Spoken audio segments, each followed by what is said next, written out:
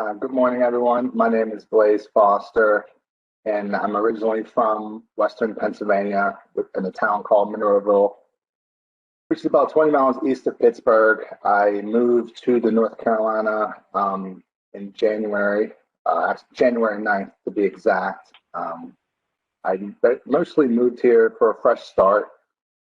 So I was fortunate enough within a month of being in North Carolina of finding employment with Secure Care Self Storage, and I've been employed with them since. As far as them being adaptive to what I need, I was born with dwarfism, the common with achondroplasia, which is the most common form of dwarfism, and so I stand about 4'6". So for to reach high things, it's a little bit more tough. So what I really liked how they responded to my physical disability is they asked me what I needed. They didn't just assume I needed certain things. The area manager specifically was like, you tell us what you need. You walk around the facility. There's something you need, just let us know. We're not going to try to think that you need this when you really don't. So I really liked how the area manager did that for me.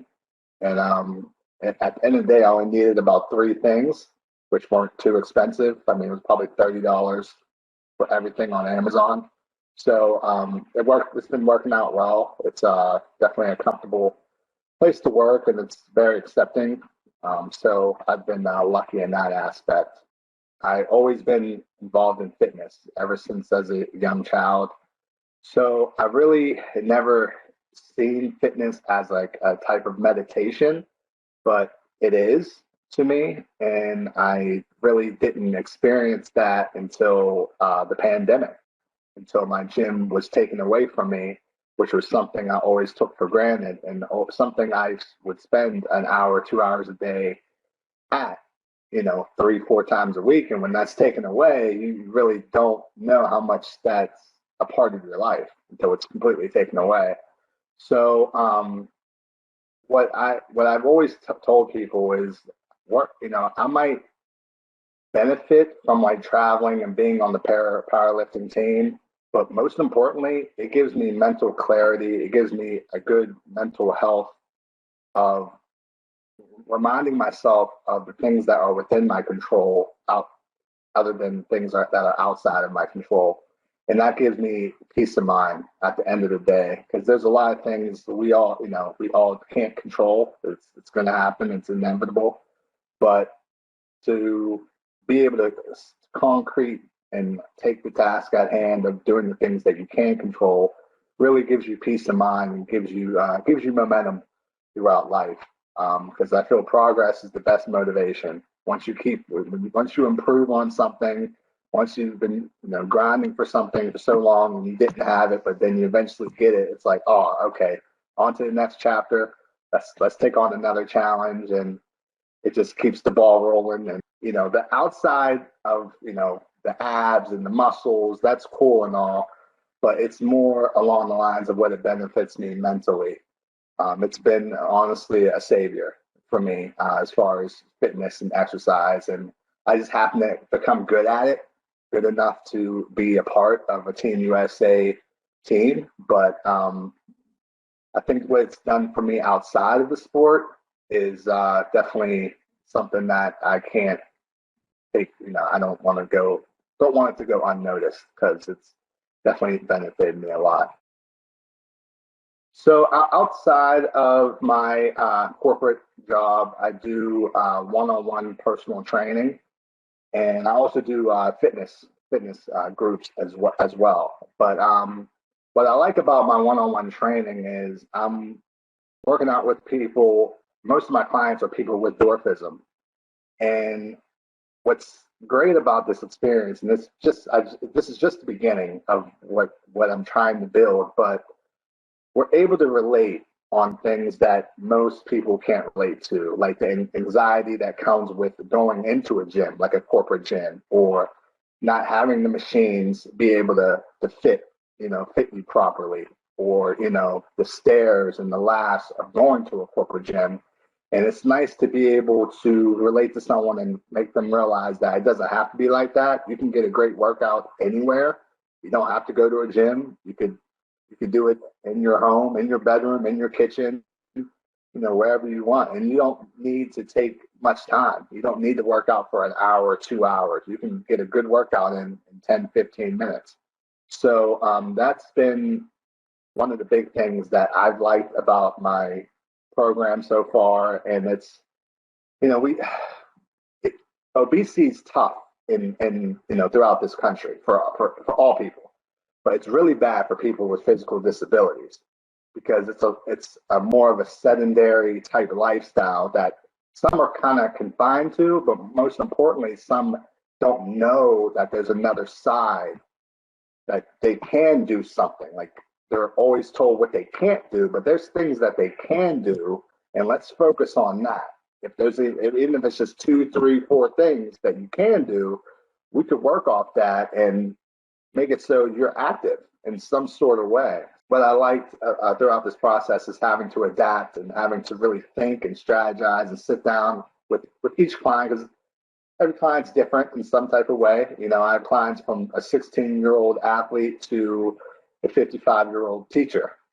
So it's the plans are definitely different. Their goals are different. But at the end of the day, they just want to be better physically. And what I try to really preach to them is the benefits, not only physically, but mentally, that it does for an individual with just moving, just actively moving, 3 to 4 days a week.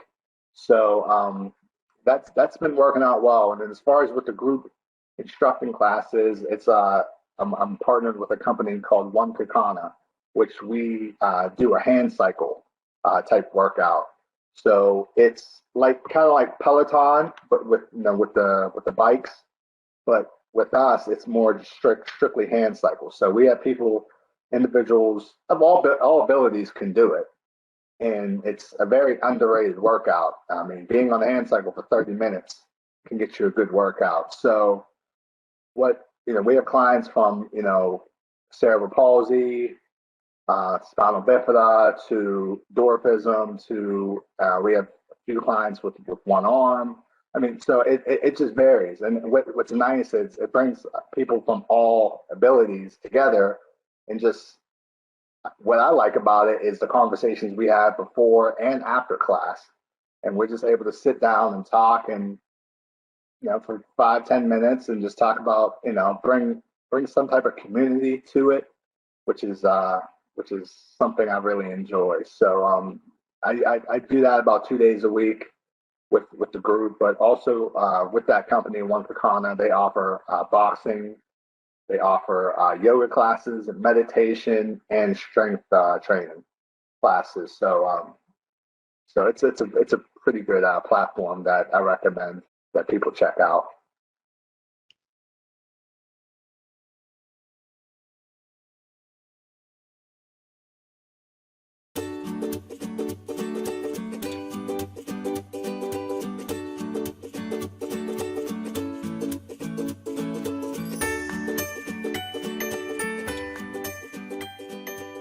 Hello, everyone. My name is Ron Clark. I work with Camino Services as a community service manager. I just recently started that opportunity, and I'm looking forward to expanding that and to helping people like myself in the community.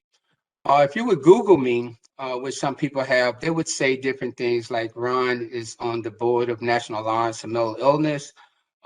He's been to Capitol Hill a couple of times to speak to the senators and lawmakers about the changes needed for people with substance use disorders and mental health challenges.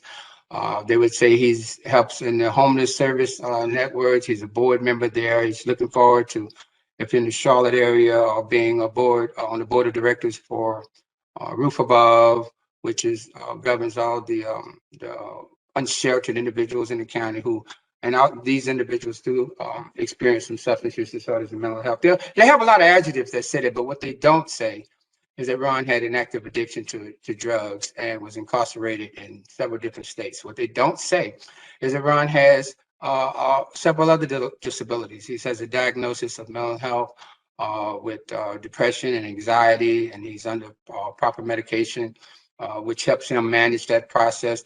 They don't talk about that. Um, but those are the facts of my life. For 21 years of my life, I was in active addiction. I was in homelessness, chronic homelessness in some cases. And chronic, by definition, is saying that an individual is sleeping in a place not meant for human habitation. And during those times, I had a lot of mental health challenges. I call that the wreckage of my past. But today, I have the honor and the privilege of not only helping myself, but assisting people like me and breaking down that stigma that a person who have some diagnosis of mental health situations is going to always be like that. And what I do is there's millions of people like me, to include Cami, that our goal is to use our experience, strength, and hope to help someone not named Ron Clark. That's what my primary purpose in life is today, and it has taken me a long way. What what they have done is we've moved the goalposts. We realize that people with mental health challenges and substance use disorders or whatever intellectual developmental disabilities, we're people. If you had asked me prior to just walking up on me and says, "What is your name?" I wouldn't say my name is bipolar. I wouldn't say my name is depression. I would say, my name is Ron and I'm living with. And so if we could learn to adjust our thought and change our messaging, the person is not that diagnosis. They're a person first, and we have a lot of strength. We call it disabilities. I like to get rid of that first three letters, the DIS. We are people with abilities, and we can expand those abilities and be just as productive in the community, sometimes even more. What better person would you want assisting someone with mental health challenges than someone who's had a diagnosis of mental health challenges and using that experience, strength, and hope? What better person would you want to help someone who's had some substance use disorders? That's the new addictive language. We're not calling people addicts and drug heads and winos. They are people first. They are people with a substance use disorder. That's what we are. And we want to expand on educating the community. But getting back to what I was talking about is, what better person would you want to assist someone than someone who has had that same or similar experience, and to guide that person to a more manageable place in their life. And the same with individuals who have family members with intellectual developmental disabilities. We have a lot of strengths that have been overlooked for years. And today we want to use that to move the needle and to help other people just like us. No, I'm not saying that we should replace the clinician and the doctors and nurses. That's not the point. But we can use that strength that we've gained from our lived experience. It's very valuable. No, you can't learn that in the classroom or in chapter 5 or a certain book or anything. It's something that we have lived, and it's very valuable, and we can connect with that person in a way that medical science cannot. But hand in hand, if we join those two efforts together, we can get some really good outcomes. And that's what we're looking for. That's that evidence-based practice that people are talking about so much. As I stated earlier, I've had several years, many years, 21 years of active use. I'm not cured, healed, or fixed. People like me, we suffer from a disease that's designed to kill us if we don't get into this thing called recovery and stay there. And so on March 15th, 2010, I crawled out from under a bridge on Tryon Street in Charlotte, North Carolina. It was, and I can remember everything about it. It was between 7:30 and 8 o'clock in the morning. And what I did is I surrendered. And I turned to the professionals and I says, I can't do this alone. And they guided me and gave me proper medication, proper treatment, and things of that nature. And they told me that I only had to change one thing in my life. And that was everything, because the way I was wired at that time, all I lived to use and used to live. And then when I got on the proper medication and I began to connect some days in recovery, one day at a time, a lot of positive things begin to happen. And I'm not unique to that. I don't have the blueprint on it. It's not, I don't have a monopoly on it. There's millions and millions of people like me and Cammy out in the community that are living productive lives, just like whatever quote unquote normal is. That's another webinar if we ever want to get to that part. But what I'm saying is we have strengths that we can use to assist other people to get to a more manageable place. Some of the things that can help us as an individual, also if the management or individuals, co-workers, or just the community are educated on, are some of the things that we go through that can keep us between the line, that keep us balanced. Some of those things are like sometimes we get triggered without our permission. Life will just show up in the relationship, finances, employment at the job and everything. And we have to deal with these issues so that we can be more productive. And I call those things triggers. A trigger is an outside element, something that happened that affects us. And if we know that, and if we know or educated about that, if the whole community is aware of that, we can get through those things. A trigger could be something that happens on TV, something, a loud noise. It could be something that happened in the workplace, a significant other, or even a person you don't even know can trigger us and make us feel a certain way. And we can adjust those feelings if we have these things called tools. Tools could be like calling Pat, or calling Cammy, or Chris, or someone, or journaling and exercising or anything. These are just some of the few ways that we can use to get past certain moments. Early warning signs, sometimes things can happen. We'll see the train coming down the road or something that's going to bother us, and we're not prepared for it, or we try to just wait it out.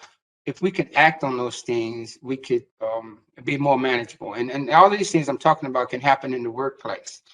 We're not asking for us to be just set aside the different things the challenges that we have, but to make some reasonable accommodations so that we can be productive in the community and fulfill some of the dreams that we have. And I use that as an example because I'm not anonymous. When I walk in a room, people know that I've had years of addiction. I teach it throughout the state and the county.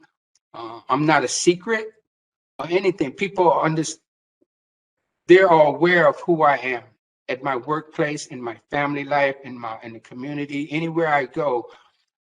I'm not ashamed of it. I had to go through some things to help people. I wish some of the things in the records of my past has not happened, but I've used those things. I've educated myself to make those things an asset. And there's millions of people like me doing that.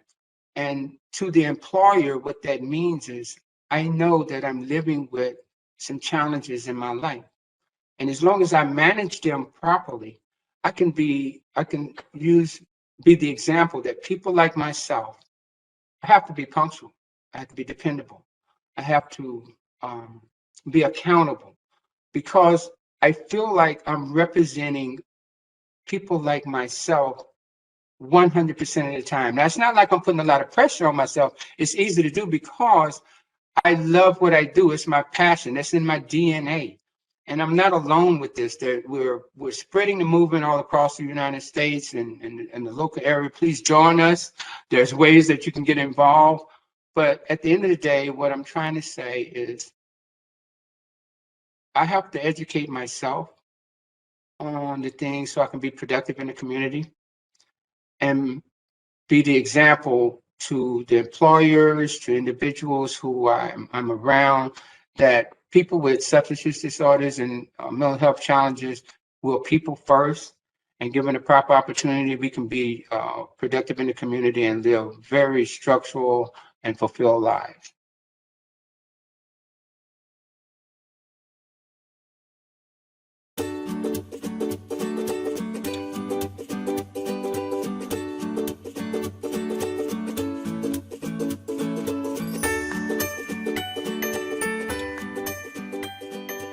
My name is Cami Turcott. I'm the manager of certification and supplier engagement with Disability In.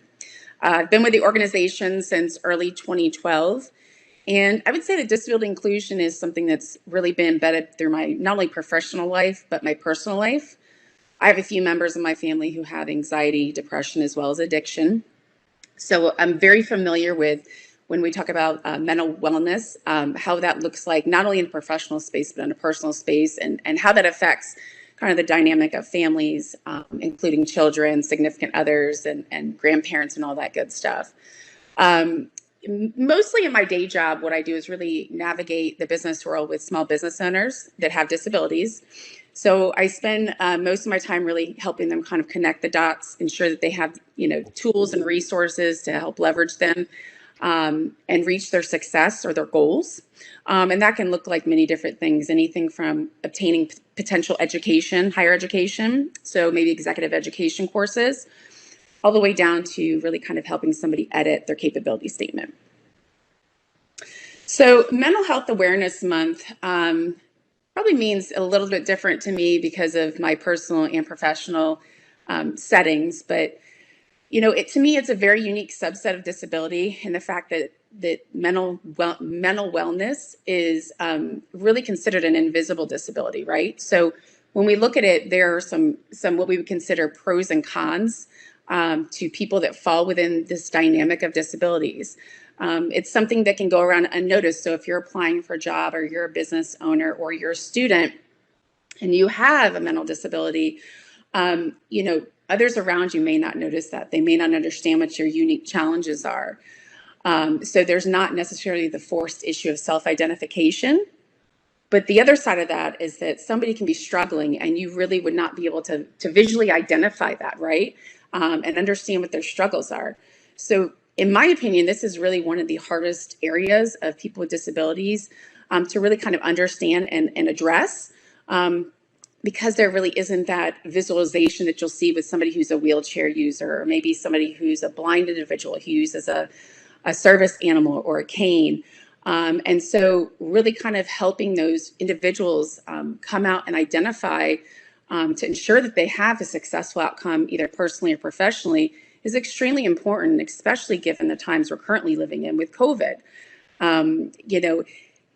Everybody moving into this virtual world has been great for a lot of reasons, but being cut off from the rest of society, their loved ones, their support system is extremely difficult. And I personally have been dealing with that in my household. So I know it's got to be challenging to others out there who are dealing with it as well. And then, really looking at wellness at work and how is that important to disability and inclusion in employment. Kind of going back to what I mentioned above, I feel that it's critical that employers really ensure that their employees have the accommodations they need to ensure that those employees, when they have a need around their disability, that they're able to go and seek that out in a comfortable space, in a comfortable format, or if they need what I call a TV timeout and they need to back away from their professional life for a little bit, even if it's an hour or a day or a week, that they have the ability to do that so that they can reset and unplug and give themselves a chance to recharge their mental wellness, right? So just ensuring that there's a comfortable space that they can reach out to their employers, whether that's somebody in HR, somebody in accommodations, and really having those employers to really not just allow in accommodations, but bring forth a sense of culture, right? So that the individuals who have to step forward and self-identify don't feel like they're going to be crucified or there's going to be a stigma attached to it if they come forth and self-identify to have access to these resources. That would really help ensure their overall well-being in the long run. And then also understanding that, many of these people may not have been formally diagnosed. Maybe they don't understand that they have anxiety or depression or a multiple personality disorder or learning disability, whatever it is. So again, providing that forum and that culture within their company, and it doesn't have to be a huge company. Small companies and medium-sized companies can do this as well. Because I think when we all have that space that we feel comfortable in, we're able to bring not only our best selves to work, but our whole selves to work. And you're going to find that people are typically much more productive, happier, and just an all-around better employee.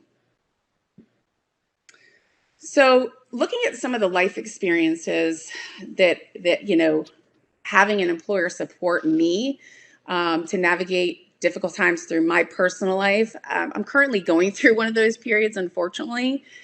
So I would say my position on this panel is probably couldn't have, unfortunately, better timing for me. But for you guys, I think there's a lot of things that I'm personally going through that I can kind of speak to.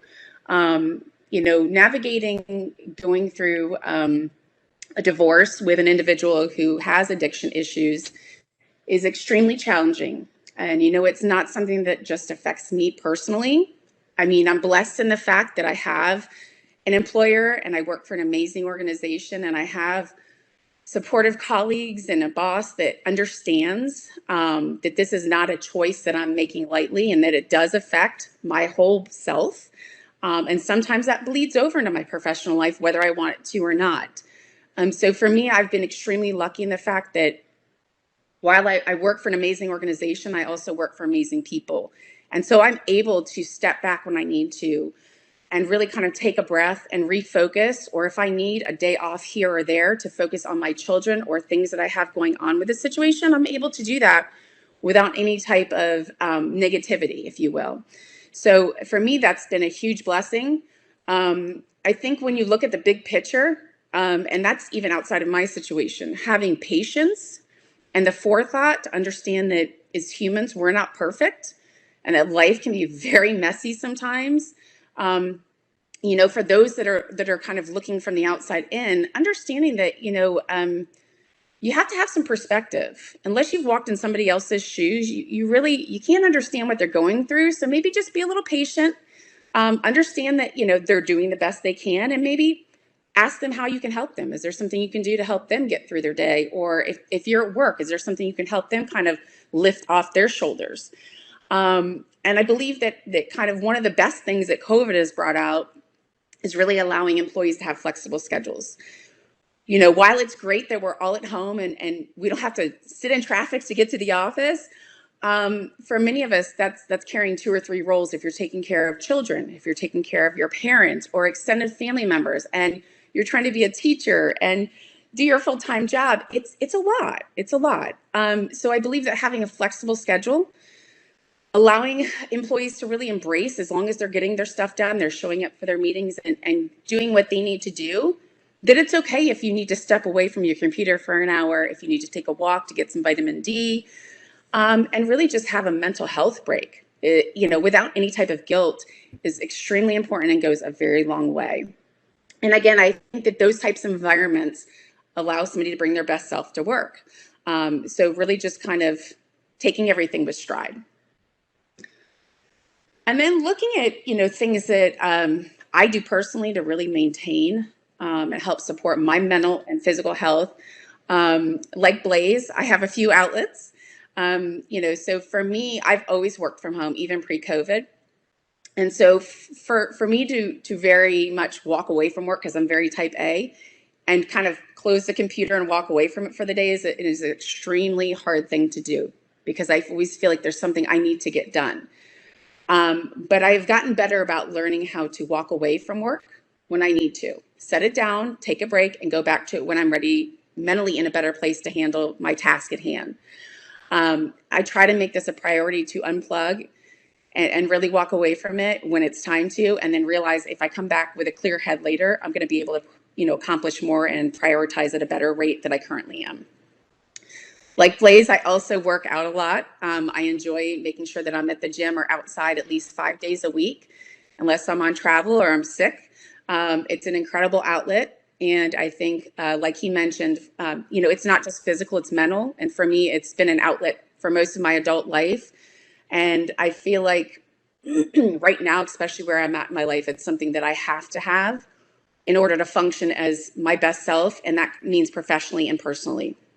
I have 2 boys and I love them to pieces, but juggling their quality of life and everything else can be a challenge. So I really try to check in with them every day, and letting them know that they're loved, and that I understand that they have their own unique challenges. They're 12 and almost 14, so they're going through challenging years in their lives, and helping them really embrace, what those challenges are. One of my kids does have anxiety, and so he gets wound up very quickly So kind of just talking him down off the ledge a lot of times is something that takes a good amount of time, whether it's in the morning before we have to get to the bus or in the evening.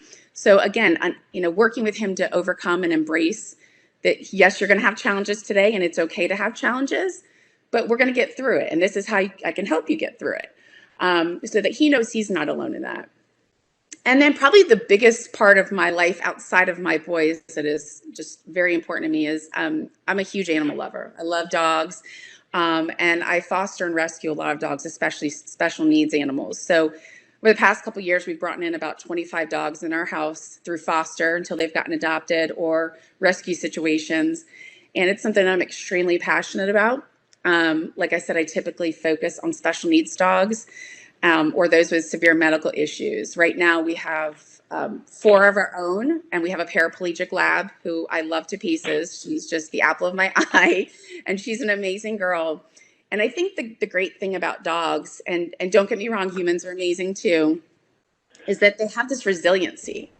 So I have a paraplegic dog who while she can't use her back legs, she doesn't know that she's any different than anybody else. She lives her same life, her best self, just like all my other dogs do. We don't treat her any differently. We let her do all the things the other dogs do as long as it's safe for her. And she just shows up and loves to go out and play, So I think as humans, sometimes we forget that it's okay to be different. It's okay to have challenges, and it's okay to have a bad day or bad days or bad weeks or bad months. We're all going to have them, but trying to kind of look above and beyond to find the positives in those. And really just live your life 110%. All of our days are numbered.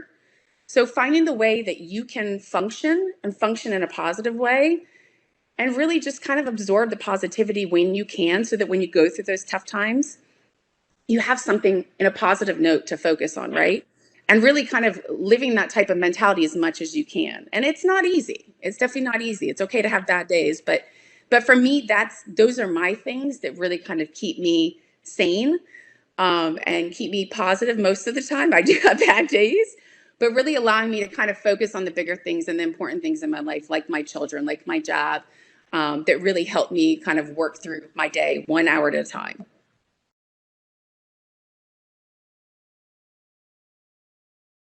So I talk to most of our small business owners, even before they apply, to kind of explain what the benefits are, why it may or may not be a good fit for them, because it's not a good fit for everybody, honestly.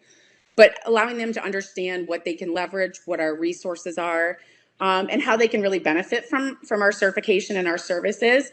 And I like to think, I'm not perfect, but I like to think that most people, I try to make them feel comfortable. I work with individuals with all different disabilities. I have a child with a disability. And for me, I treat them just like anybody else, right? I'm just going to talk to them like they're my friend on the street, and we're just having a light conversation. And once I get to know them a little bit better, and we're talking more about engaging aspects of how they need to be doing business, that's going to be different for every business owner just based on what they do, who they are. But learning how to kind of take their strong personality skills, if you will, so what they're really good at, right?